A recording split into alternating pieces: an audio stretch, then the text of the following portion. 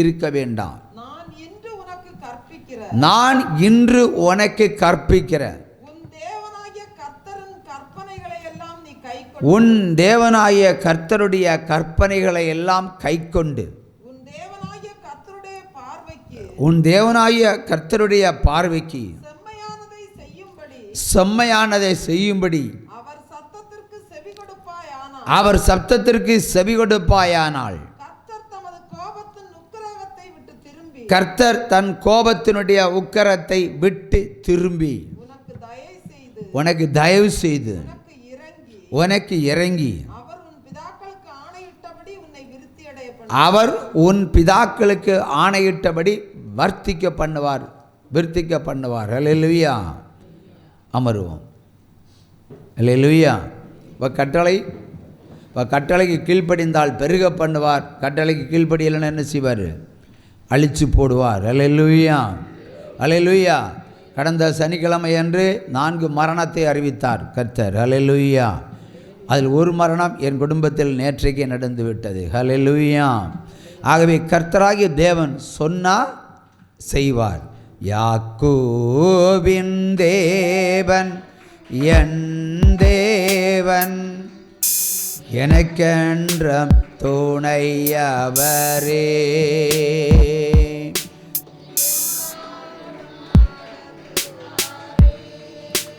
யாக்கோபின் தேவன் என் தேவன் என்ன துணையவரே. என்னாலும் நடத்துவாரே. ஏதும் இல்லை என்று கவலை இல்லை, துணையாளர் என்னை விட்டு விலகவில்லை. ஏதும் இல்லை என்று கவலை இல்லை, துணையாளர் என்னை விட்டு விலகவில்லை. சொன்னதை செய்திடும் தகப்பனவர், சொன்னதை செய்திடும் தகப்பனவர். நம்புவேன் இறுதி வரை, நம்புவேன் இறுதி வரை, நம்புவேன் இறுதி வரை.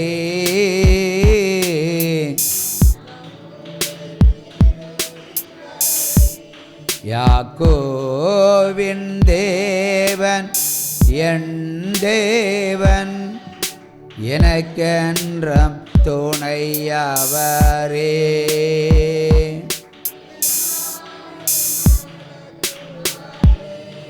அல்லேலூயா. அல்லேலூயா. வாக்கு மாறாதவர். அல்லேலூயா. இன்றும் 3 மரணங்கள் ஜீவோலியில் காத்திருக்கிறது. உற்சாம கையை தட்டலாம். அடுத்த சனிக்கிழமை, அதாவது அடுத்த உபவாச கூட்டத்திற்கு முன்பாக அந்த செய்தி கடந்து வரும்.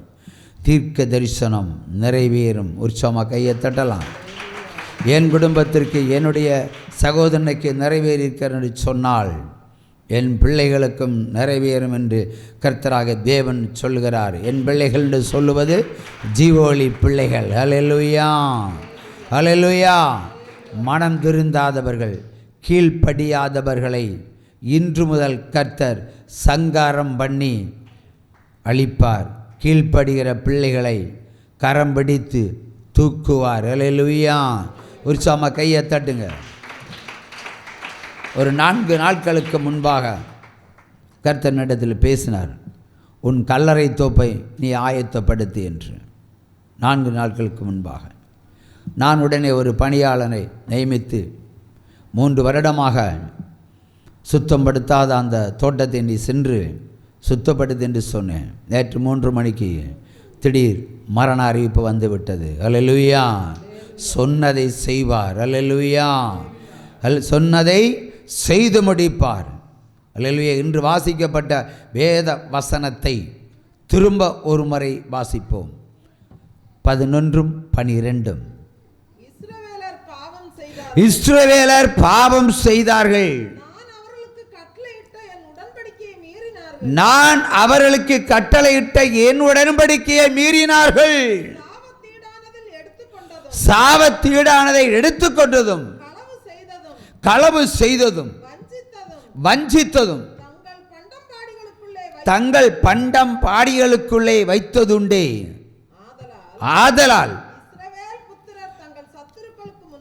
இஸ்ரவேல் புத்திரர் தங்கள் சத்துருக்களுக்கு முன்பாக நிற்கக்கூடாமல்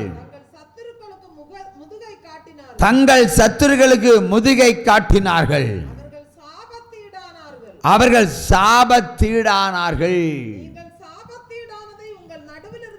நீங்கள் சாபத்தீடானதை உங்கள் நடுவிலிருந்து நிக்கிரகம் செய்யாவிட்டால் இனி நான் உங்களோடு இரேன். உற்சவமா கையை தட்டலாம். ஹல்லேலூயா. ஆவியான தேவனுக்கு ரூபம் ஒன்றும் இல்லையே, சுரூபம் ஒன்றும் இல்லையே. நல்லா தட்டுங்க. ஹல்லேலூயா. அவர் என்ன சொல்லுகிறார்? உன்னிடத்தில் பொய் இருக்கிறது, பாவம் இருக்கிறது, சாபம் இருக்கிறது, தீங்கு இருக்கிறது, தீமை இருக்கிறது உன் பண்டம்பாடி, அதாவது உன் வீட்டில். ஹல்லேலூயா.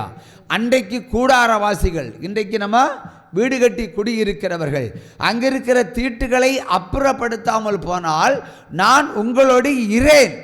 அவங்க இருக்க மாட்டேன்னு சொல்கிறார்.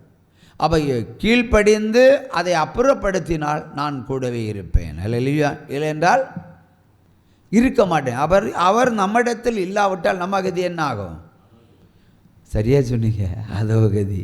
ஒரு செம்ம கையை தட்டலாம். ஹல்லேலூயா. ஹல்லேலூயா. ஒரு விசித்திரமான ஒரு அருமையான ஒரு சாட்சி. ஹல்லேலூயா. ஒருவனுக்கு பைத்தியம் பிடித்து விட்டது. ஹல்லேலூயா. நான் நிற்கிற இந்த திசையிலேருந்து 2 கிலோமீட்டர் பின்னாடி. ஹல்லேலூயா. பைத்தியம் பிடித்து விட்டது. அவன் குரங்கை போல் தாவுவான், குரங்கை போல் தாவுவான். உயர்ந்த மரத்திலிருந்து ஜம்ப் பண்ணுவான். அப்படி அடிக்கடி ஜம்ப் பண்ணி ஒரு முறை கையெல்லாம் என்னது முறிந்து விட்டது. இரவு நேரத்தில் இறங்கி ஓடுவான். நல்ல கூக்குரல் சப்தத்தை எல்லாம் கொடுப்பான். ஆகவே ஆண் பிள்ளை இல்லாத அந்த வீடு பெண் பிள்ளைகளை கொண்ட வீடு. மிகவும் சிரமப்பட்டார்கள். ஹல்லேலூயா. சிரமப்பட்டு அவர்கள் இங்கே ஒரு முறை அழைத்து வந்தார்கள், உபவாச கூட்டத்திற்கு அழைத்து வந்தார்கள். அவன் தூங்குவதே இல்லை, தூங்குவதே பல வருடங்கள் ஆகிவிட்டது என்று சொல்லலாம். ஒரு கூலி வேலைக்காரன், தூங்குறதே இல்லை, பகலையும் தூங்குறதில்லை, ராத்திரியும் தூங்குறதில்லை. அப்படி இருக்கையில் இங்கே அந்த உபவாச கூட்டத்தின் நடுவில் கர்த்தர் சொஸ்தத்தை அறிவித்தார். முதல் கட்டம் என்ன செய்தார்? சொஸ்தத்தை அறிவித்தார். அறிவித்த அந்த மாத்திரத்திலே மேடையில் ஏறி தன்னுடைய உடையை என்ன செய்தான்? அப்புறப்படுத்தினான். அதான் மெண்டல். ஹல்லேலூயா. அப்போ கூட்டம் இப்படி இல்லை, அதில் நிரம்பி வழிகிற கூட்டம்.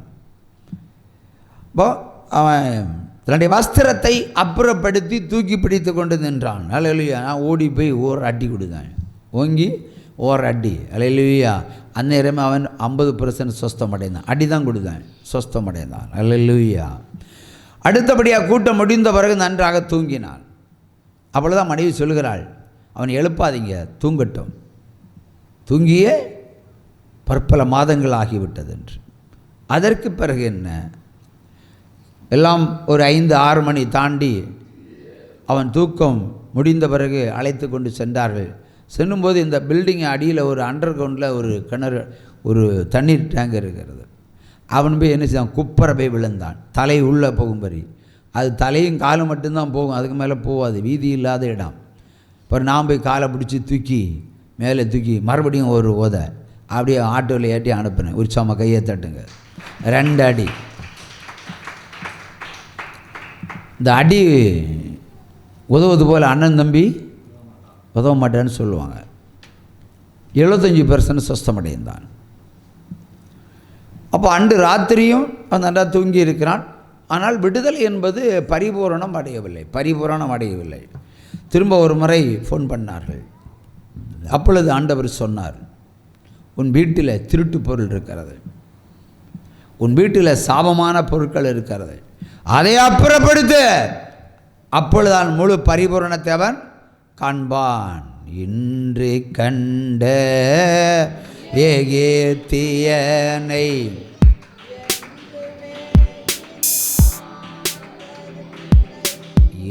இன்று கண்ட எகிப்தியனை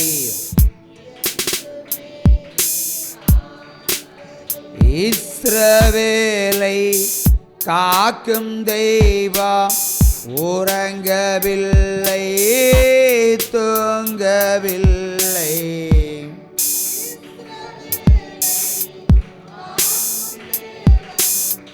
உறங்கவில்லை தூங்கவில்லை. இன்று கண்ட எகிப்தியனை என்றுமே இனி காண்பதில்லை. கீழ்ப்படியும் போது இந்த பாடல், அல்லேலூயா. என்ன பாடல்? இஸ்ரவேலை காக்கும் தெய்வம் உறங்குவதுமில்லை தூங்குவதுமில்லை. இவர்கள் கீழ்ப்படிந்தார்கள். நானும் நினைத்தேன் ஏதோ 1-2 தீட்டு பொருள் இருக்கலாம் என்று நினைத்து விட்டேன். இன்றைக்கு மன்னிப்பின் காலம் என்று சொல்லுவார்கள். எது கெடுத்தாலும் மன்னிப்பு கிடைக்கும் என்று சொல்லுவார்கள். அல்லேலூயா. ஆனால் தண்டனைக்கு பிறகுதான் மன்னிப்பு கிடைச்சாச்சுன்னா தண்டனை கிடையாது. நம்ம செய்த பாவத்தினுடைய வலிமை, நம்முடைய பாவத்தினுடைய கிரியைகள் நமக்கு புரியணும். அல்லேலூயா. உணரத்தக்கதான தண்டனையை ஆண்டவர் கொடுக்கறது ஒரு பழக்கம். பைபிள் அப்படி தான் சொல்லுது. அல்லேலூயா. சொல்லாமல் இல்லை. இவர்கள் கீழ்ப்படிந்த ஒரு ஞாயிற்றுக்கிழமை ஒரு ஓய்வு நாளிலே அவர்கள் என்ன ஒரு டெம்போ நிறைய பொருட்கள் ஜீவோலிக்கு முன்பாக வந்து நின்றது. டெம்போ நிறைய பொருட்கள், 1 அல்ல 2 அல்ல. டிரைவர் சொல்லுவான், உனக்கிட்ட தர சொல்லியிருக்காங்கன்னு. நான் யார் தர சொன்னேன்? நான் ஆக்கிரி வியாபாரமாக செய்கிறேன், இதெல்லாம் மொத்தமாக கொண்டு வரியா? இல்லை உனக்கு தான் தர சொல்லியிருக்குன்னு. இல்லை இது கொண்டு போய் யார் அனுப்புனாங்களோ அவங்கள்ட்ட அனுப்பிடு. இல்லை உனக்கு தான் தர சொல்லியிருக்குன்னாச்சு. உனக்கு தான் தர சொல்லிடணும். திரும்ப சொன்னா அப்புறம் தான் யாருன்னு கேட்டாச்சுன்னா இந்த பைத்தியக்காரனுடைய மனைவி. அல்லேலூயா. எனக்கு இன்ஃபார்ம் பண்ணாமலே அதை கொடுத்து அனுப்பினார்கள். வண்டி நிறைய உண்டு, நீங்கள் நினைக்கிற மாதிரி இல்லை. பற்பல கட்டில்கள், உயர் கட்டில்கள், சேர்கள், கோடரிகள், மண்வெட்டிகள், இரும்பு கம்பிகள், கடப்பாறைகள், இப்படி மேஜைகள், இப்படி நிறைய எக்கச்சக்கம் வண்டி நிறைய பொருள் இருந்தால் என்ன இருக்குன்னு பார்த்துக்கிடுங்க. அல்லேலூயா. அந்த பொருட்களை பக்கத்தில் ஒரு ஆக்கிரி கடை இருந்தது. சரி, கர்த்தர் சொன்னார், இது சாபத்தீடான பொருட்கள், நிக்கிரகம் செய்யத்தான் சொன்னேன், அவங்க உனக்கே அனுப்பியிருக்காங்க, நீ என்ன பண்ண, அதை கிரயம் செய்து அதை இயேசு பெரியவர் புத்தகத்தை அச்சடி என்று சொன்னார்கள். அல்லேலூயா. அன்றைக்கு அந்த பொருட்கள், ஆக்கிரி பொருட்கள் 27,000 ரூபாய்க்கு விற்றுருக்கிறது. இப்போ எப்படிப்பட்ட இரும்புகள், இந்த பாலம் கட்டும்போது உள்ள அந்த பெரிய இதெல்லாம் இருக்கும். இங்கே பக்கத்துலலாம் ஒரு பாலம் கட்டிட்டாங்க. அப்போ அதில் இருந்தெல்லாம் கொஞ்சம் பொருள் எடுத்துருப்பாங்க போல இருக்கு. நல்லா வீட்டான பொருட்கள் எல்லாம் உண்டு. 27,000 புத்தகம் வச்சுட்டு கொடுத்து அடுத்த உபவாச கூட்டத்தில் வர சொன்னேன். அல்லேலூயா. அன்று பரிபூர்ண விடுதலையை கொடுத்திருக்கிறார். கொடுத்து 10 வருடங்களுக்கு மேல் ஆகிவிட்டது. இன்றைக்கு வரைக்கும் எந்த தீங்கும் ஏற்படாதபடிக்கு அவன் அனுதினமும் வேலை செய்து பிழைக்கிறவனாக மாறிவிட்டான். அல்லேலூயா. உற்சாம கையை தட்டலாம் கம்பீர சப்தத்தோடு. ஹல்லேலூயா. பாருங்க, இதில் என்ன வெளிப்பாடுன்னா, நம்முடைய சரீரத்தில் பாவம் இருக்கலாம், அது வெளியேற்றப்படாவிட்டால் மரணம் வரும். நம்முடைய சரீரத்தில் பொய் இருக்கலாம், அது வெளியேற்றாமல் போனால் பைத்தியம் வரும். சாபத்தீடான பொருட்களை நாம் உண்டிருக்கலாம், எடுத்திருக்கலாம், வீட்டில் வைத்திருக்கலாம், பொய் சொல்லி சம்பாதிச்சிருக்கலாம். இவையெல்லாம் நம்முடைய வீடுகளிலே இருந்தால் அதுக்கு பேர் தீட்டு. உச்சமகையை தட்டலாம். இப்போ தீட்டு இருக்கிற இடத்துல கர்த்தராகிய தேவன் இருக்கவே மாட்டார். அல்லேலூயா. அது உங்கள் இருதயமாக இருந்தாலும் சரி, உங்கள் இல்லமாக இருந்தாலும் சரி. ஆகவே நம்மளை பரிசுத்தம்னு நம்ம கேட்கிறோம். ஆண்டவரே என்னை பரிசுத்தப்படுத்தும் என்று நம்ம பரிசுத்தப்படுத்த கேட்டு அவர் என்ன சொல்வார்? உன் சரீரத்தை முதல்ல அப்புறப்படுத்து, அது தீட்டானவைகளை அப்புறப்படுத்து. உன் வீட்டிலே உடைமைகள் இருக்கலாம், திருடான பொருட்கள் இருக்கலாம், அதை அப்புறப்படுத்து. லஞ்சம் வாங்கி சம்பாதித்திருக்கலாம், அதை அப்புறப்படுத்து. இதெல்லாம் அகற்றினால் மட்டுமே இயேசு உள்ளே வருவார். உற்சாகமாக கை தட்டுங்க. இயேசு உள்ளே வருவார். இல்லைன்னா அவர் வருவார், அடிக்கிறதுக்கும் அழிக்கிறதுக்கும் ஒழிக்கிறதுக்கும் வருவார். அல்லேலூயா. உற்சாகமாக கையை தட்டலாம். அல்லேலூயா. அல்லேலூயா. உபாகமம் 29ஆம் அதிகாரம் 28ஆம் வசனத்தை வாசிக்க கேட்போம். 29, 28.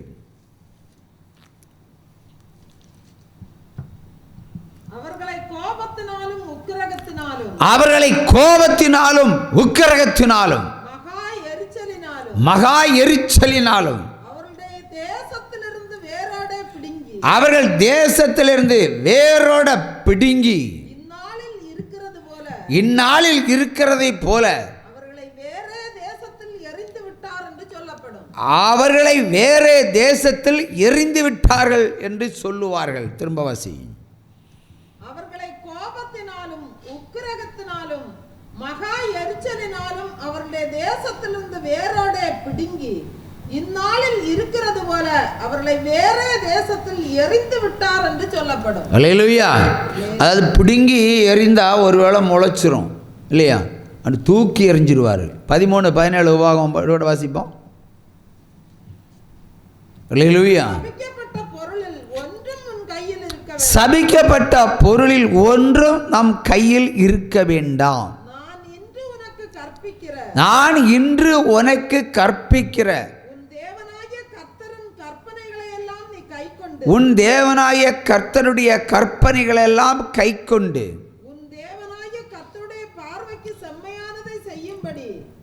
உன் தேவனாய கர்த்தருடைய பார்வைக்கு செம்மையானதை செய்யும்படிக்கு அவர் சத்தத்துக்கு செவி கொடுப்பாயானால் கர்த்தர் தன் கோபத்தின் உக்கிரத்தை விட்டு திரும்பி உனக்கு தயை செய்வார். அல்லேலூயா. உனக்கு இறங்கி உன் பிதாக்களுக்கு ஆணையிட்டபடி வாக்களித்தின்படி உன்னை வர்த்திக்க பண்ணுவார். அல்லேலூயா. ஒரு சோம கையெடுங்க. அப்போ மனம் திருந்துதல், ஒரு மனமாற்றம். நான் இப்படியே இருந்தோன்னா ஒன்றுமே நடக்காது.